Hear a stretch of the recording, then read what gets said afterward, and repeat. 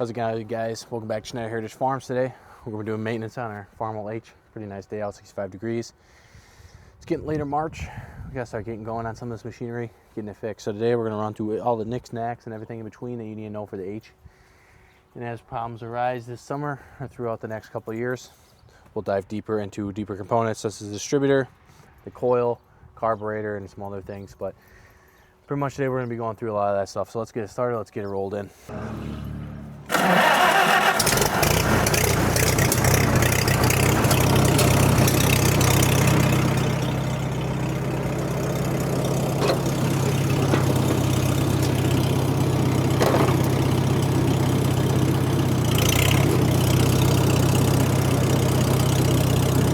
So pretty basic machine. The H is one of the more simpler tractors you can get. If you notice, my front tire is starting to come off, so we'll get some new tires on this pretty soon. But the biggest key things we're gonna go over today is just greasing the whole mechanism. You can see there's a grease zerk right here. There's probably some grease zerks on the back rear axles, probably some grease zerks on the front here, probably a grease zerk coming up for the drive line. And then up here, there's probably one or two grease zerks as well. Along with maybe some grease zerks up here on the pedals and on the clutch assembly itself. Other than that, that's pretty much it for grease zerks. This tractor does seem to have a leaky valve cover on it. So we're gonna see if we can kind of go through everything today, including the distributor. We're gonna pull apart the distributor, make sure it's timed out at 0.02 gap for the contact points in there, and we'll run through all that today. First off, let's get ahead and we're gonna go ahead and grease this sucker first. Then we're not gonna do an oil change because it just got an oil change before I bought it, so I'm not gonna dump the money into it this time around. So the oil should be good. The oil level I did check was up there. I'm gonna point out too where you can check the oil and whatnot. So first off, I'm gonna kind of run through kind of all the grease points, and I'm gonna go ahead and grease them all. So usually there's some on the front sides here. This is not equipped with it. There's one right here for the spline going up. And then maybe there might be one up in here, but we won't catch it. Make sure your wheels don't have grease zerks on them. These appear to not have grease zerks on them. We might pull off those caps though anyways and put a little grease in there. Next location is the clutch here. Has a grease zerk on there. Does not appear to be any grease zerks on the actual clutch back here, but we might throw some little oil on these parts right here. The brakes we're gonna leave alone this time around. Grease zerk right there. How you would tighten up these brakes is just you'd pull this nut tighter, which would adjust the brakes either tighter or looser. Kind of make the brakes grab a little bit better. Next grease zerk you got, I don't know if there's one on here. Probably throw a dab of oil on this. Appears to be no grease zerk on the actual rear PTO itself. Moving on, you got the other side. There's one right here. And then maybe some on the brakes up here, but I don't think so. Obviously, we're gonna throw a little oil up on those as well. And then up here on the actual steering assembly or steering rack itself, there might be one grease zerk. Yes, there is one grease zerk up over here. Kind of keep that from seizing up. So what we're gonna do is we're gonna get this hood off first here so we can kind of open it up, and we'll speed lapse this, and I'm gonna grease all this up, making sure everything has enough grease. The tires in the rear axles, probably 6 to 7 pumps, maybe 8 if you want. The other stuff I'd go to kind of until it starts to squeeze out a little bit, or 4 to 5 pumps. If something hasn't been used in quite a while, I'd go even more. Best thing to do is do this right before, summertime. That way, all the rain and snow that's gotten inside of this is now pushed out because that grease will push that water out. So let's get this top taken off.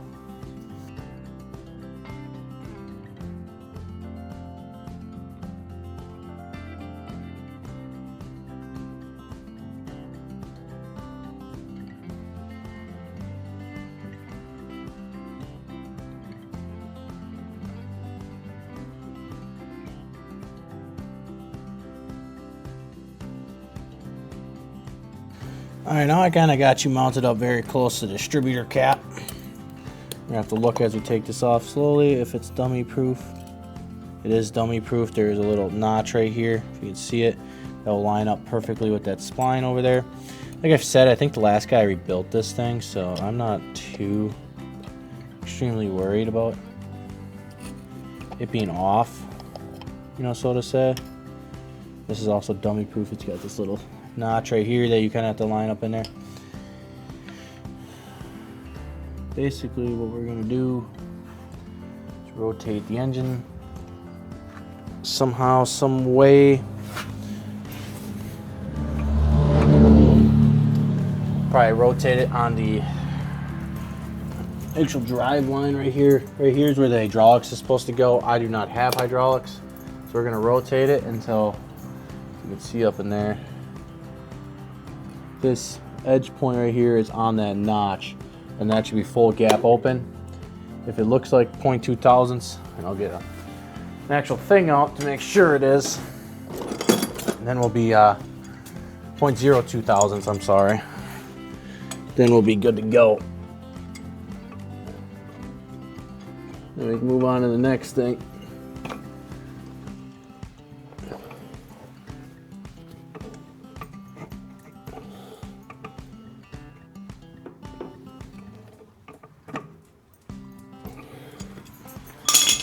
There we go, I got it rotated. It's right on that notch. You can see it's open. We're gonna stick a thing right in between the points there, and hopefully, if all goes out well, will check out well, it'll turn out to 0.02 of an inch.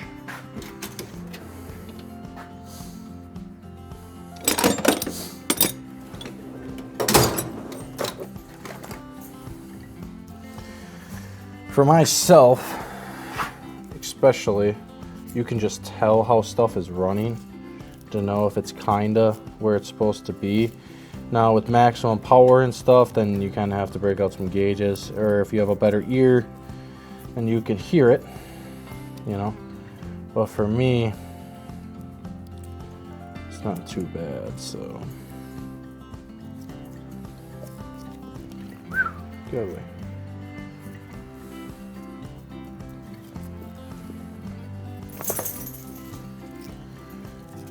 There, 0.2 thousandths. Let's just stick it.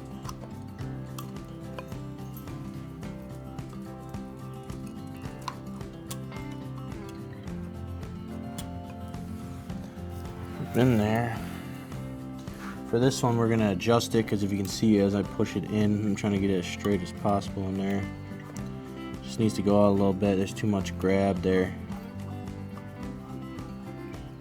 So we're gonna go out a little bit.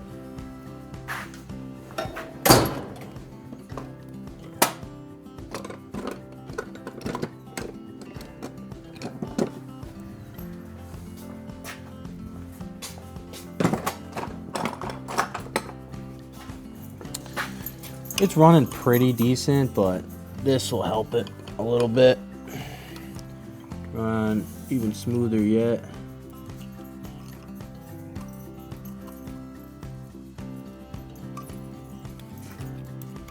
Our gauge up in there needs to be a little bit tighter.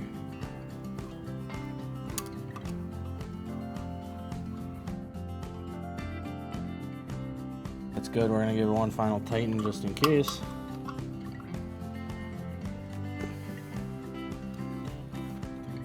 Check one more time. And it looks good. You're looking at the 0.02 thousandths. So all is well in the distributor now. It was a little bit off. We corrected for it. And back on the game. So now we're going to put this in. And you can see this distributor's been rebuilt. There's a new condenser. There's new points. We obviously got a new coil and new wires, which is always a good thing. So what we're going to do now is slide this back in. We'll get rid of one to fall before.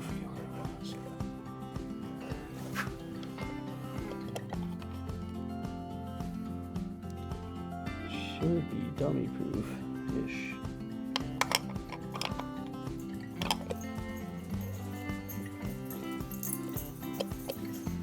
Right about there. This has a keyway in the inside there. Needs to be facing down. Make sure it all falls together or else you're gonna have issues. And this cap itself is also dummy proof. So snap it on. Snap it on. Perfect.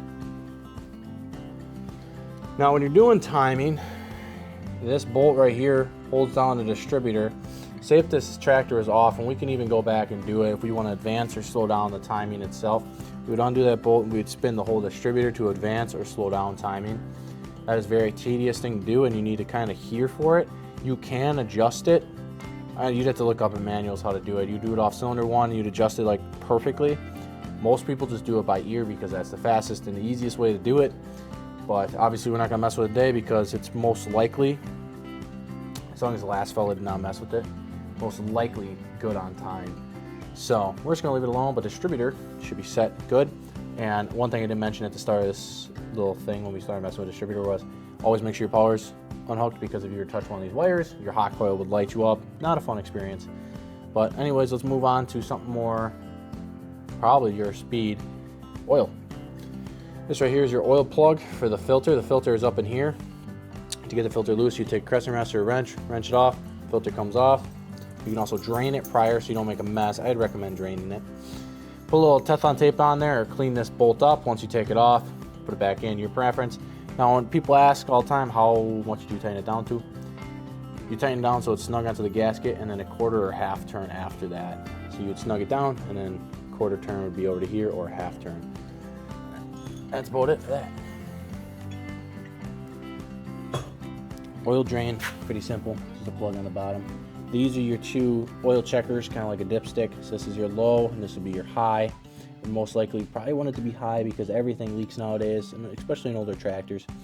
So I'd fill it up to here. So basically what you do is you pull these out, and then oil would just start pissing out whenever you're ready to do that.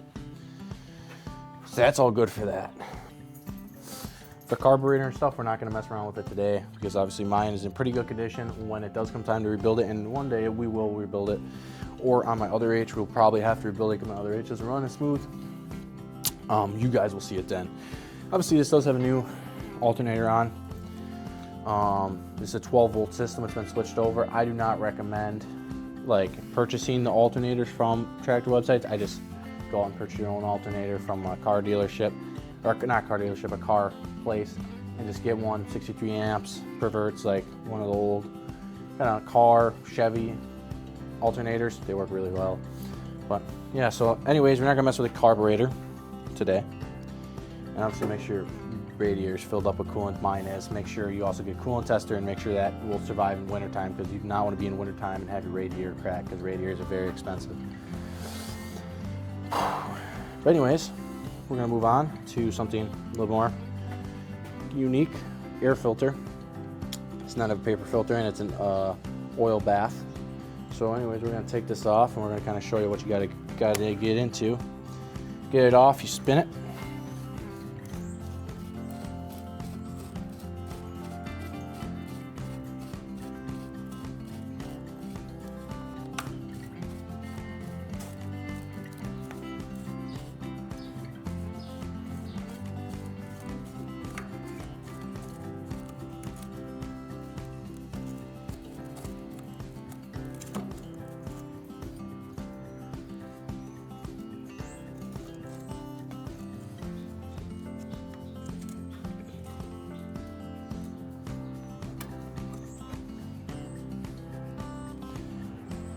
If you look inside of mine, my oil is actually pretty clean, so we're gonna put it up. Like I said, the last guy did all the maintenance on it, so this oil is pretty fresh, pretty clean.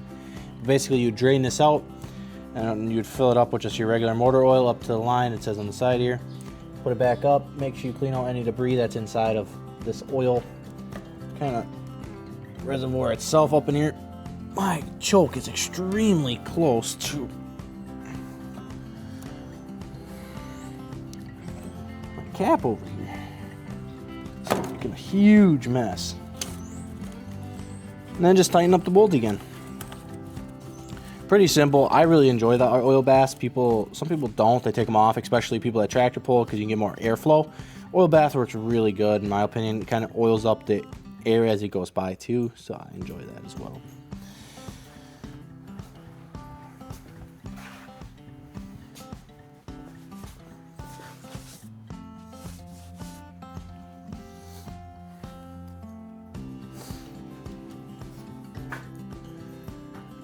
Other than that, for maintenance, You got your rear differential. I'm just gonna show you kind of how to check it out. This year, we're not gonna dump it, we're not gonna change it. One of my biggest rules of thumb is to always change your rear differential fluid right away. Biggest thing, when you buy a tractor or old piece of machinery, dump all the fluids, dump that old rear differential, because you do not know what's inside of this rear.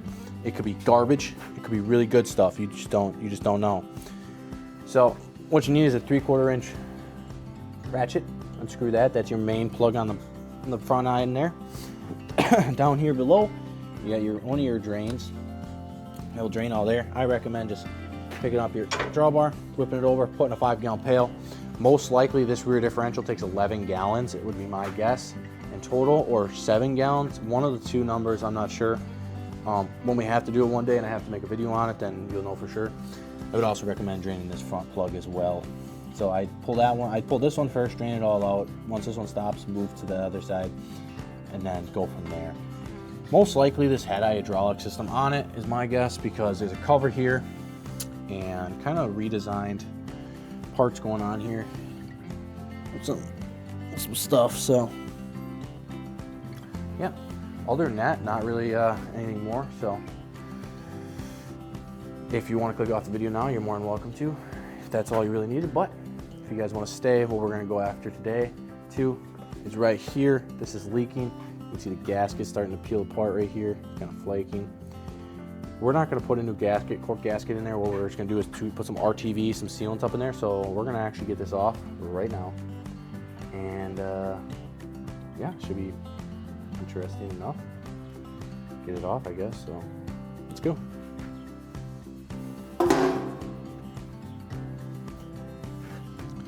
So I don't think we're actually going to be sneaking it past this bar. I'm not sure what this bar's for exactly, what this guy's intentions were, if this was maybe flobbly or something, I don't really know. All I do know though is it's in my way. So we're going to try to get a wrench over here, wrench that nut off, and maybe pick it up enough to maybe maneuver it out of here, maybe. Or we should maybe just full send these bolts. Maybe the studs will come with it and I can sneak this sucker out. I'm really sure at this time.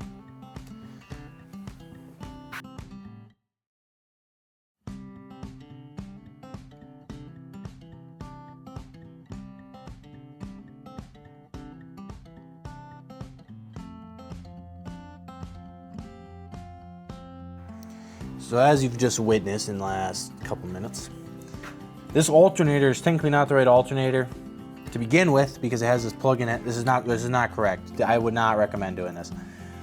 He manufactured his own brackets and his own tent, or his own upper thing, and then put a crappy belt on it.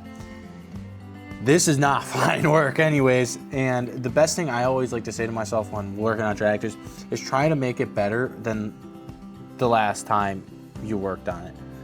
This is not making it better, this is making it more complex. It took me forever to get to this freaking valve cover. So now we can officially take it, tip it out, maybe.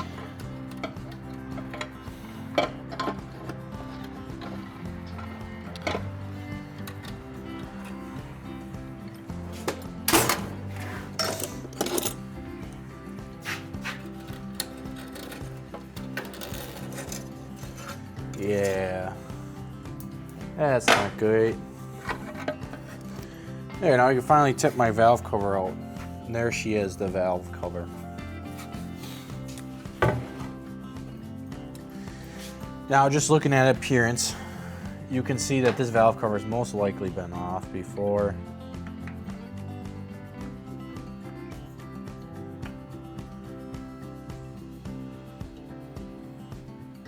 And since we're in here, we're going to tighten up some of these valves too. Because if you're going to do it right. And you can see that someone literally just laid this gasket right back in here. This is not very nice at all. Look at that. That's not good. And they tried to, on some of these corners, like you can see this gasket goo. Working on tractors is an art. This is not art. This is baloney. It's not very good. Look at that. That's not good. That's not.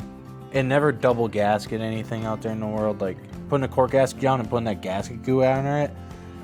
That's awful. That's not good at all. So what we're gonna do is get rid of all this gasket, like they should have done the first time around. We're going to go through here, we're going to kind of clean this up a little bit, and then we're going to throw some RTV down on it. And obviously we're going to readjust these valves because this one's kind of loose. It's not supposed to be like this. This has a little play. It's a none. This one has a little bit of play. A little bit of play is fine because the old valves can contract and expand, which is always a good thing, but on this situation. So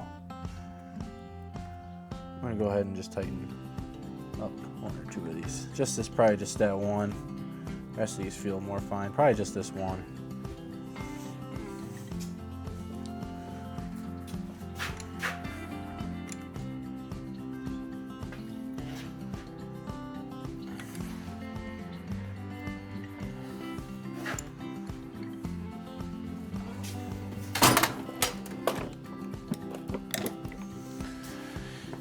How you tighten up these valves, I'm using a 13 millimeter.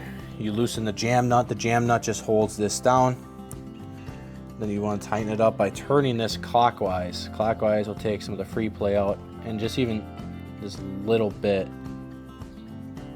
takes a lot out. So we're only going to do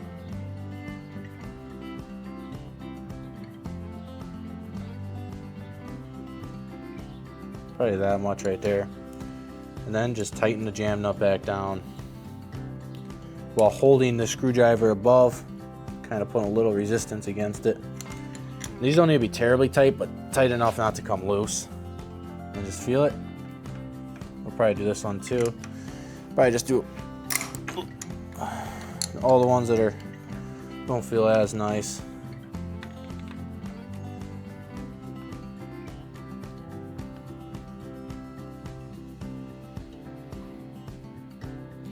Now you should really be feeler gauging these. I am obviously not feeler gauging them. I can leave the specs right here though for the exhaust and the intake. I have enough experience that you can just kind of feel what's going on. But next we're gonna clean this up. It's real oily.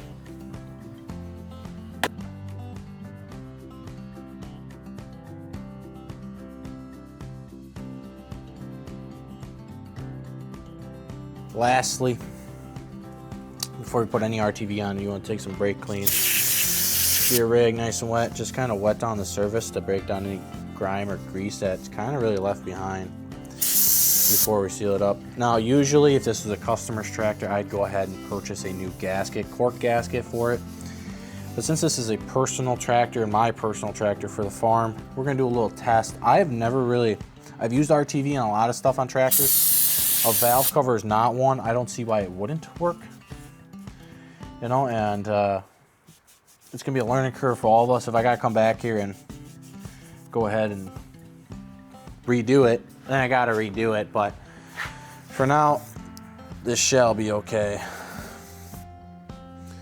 Now we're gonna take our high temp black gasket goo. We're gonna kind of conform a gasket up in there. Kind of trying to follow along the existing, kind of where you can see where the valve cover was. Thickness is your friend in this. This is silicone. Biggest thing with silicone gasket goo is once you set it on, that's it. No more disturbing it. All right, let's go on the other side.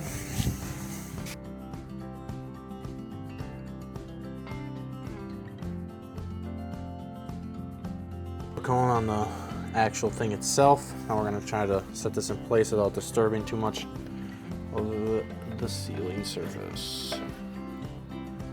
Trying to not get any silicone on anything else as we set it in.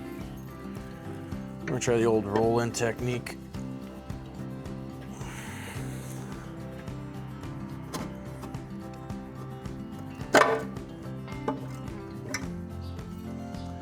Smush it down. All right, now that's smushed down, we're gonna go ahead and set these nuts on and kind of get them down as tight as fast as possible, really. I'm gonna take a little bit of extra silicone from the sides here, put some just around these threads, kind of to help to get this to kind of seal up, too, up here. anything better than nothing really around here. So, all right, we're gonna go ahead and slap this sucker down.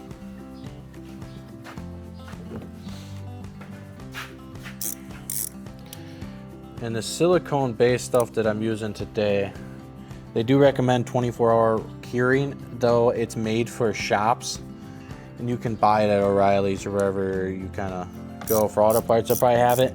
But the biggest thing, the biggest difference with it, in my opinion, is it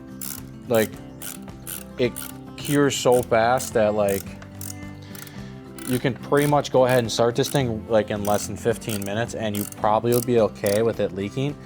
I'm probably gonna leave it in overnight, and I'm not gonna run it at all, just because I want a full cure on my stuff.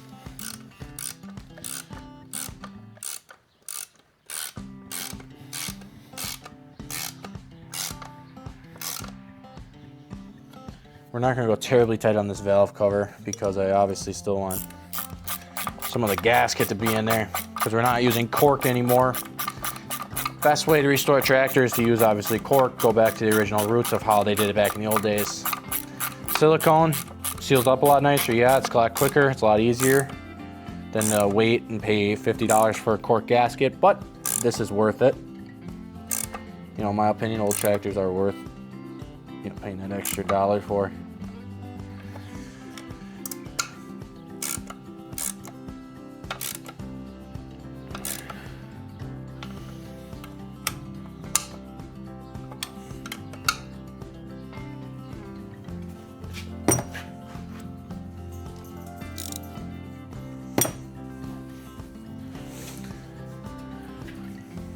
Just like that, you can see all of the gasket goo kind of squeezing out. That's exactly what you want. Just like with wood glue or anything, like my father will tell you, when there's stuff squeezing out, then you at least know that there's some in between there. And with gasket goo, it's better to have enough on there than to have too little, because we don't want to be back here having a leak.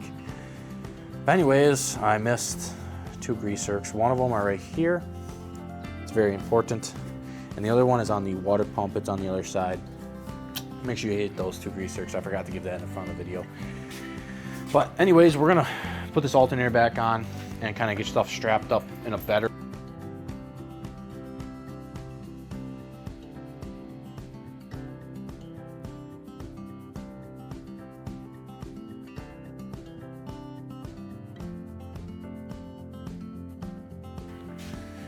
So to kind of finish up this video, we're gonna be putting this hood back on, because I am almost 100% confident that my gasket sealer that I got slapped on this valve cover today is going to work, do the job, kind of prevent my leak from continuing. My leak was never fast. I want to put that kind of disclaimer that the leak that I had was never fast, because you could just see it. Like if it was sitting here and it had like actively drips from sitting here, then that's a pretty fast leak. This is more of a seep, is what some people call it, where it's seeping out and not a very fast rate, but it will develop into like an actual active leak pretty quick if I don't take care of it. But obviously today was more a video of kind of going through the H as a whole. And you'll be seeing another video of the H, because I'm gonna bring the loader tractor in here. We're gonna grease up the loader, kind of look at the loader, kind of look at the hydraulic system, fill up that, make sure that's all good. All in all, what I have to say today is pretty much went through everything. Pretty much went through everything that need to be going through. Oil, grease, distributor cap's a big one, because if it's not sparking, and it's not firing right, it's obviously not going to run right. Getting every oil leak kind of fixed up, making sure everything kind of looks good, like how the alternator is mounted up, the belt conditions, these ones are kind of in rougher conditions. I probably won't replace it, because this one won't get like a ton of hours this year. Hopefully as time goes on, these tractors will get more hours, but yeah. Other than that, it's a pretty simple tractor, so it's not too much you have to go through. We obviously got some more things we got to work towards. I like to replace the differential fluid within the next, couple months or year. But if it has to become a next winter project, it has to become a next winter project. Another thing would be putting a muffler on it, either a stainless steel pipe or just a pipe in general, just a stack. And yeah, making.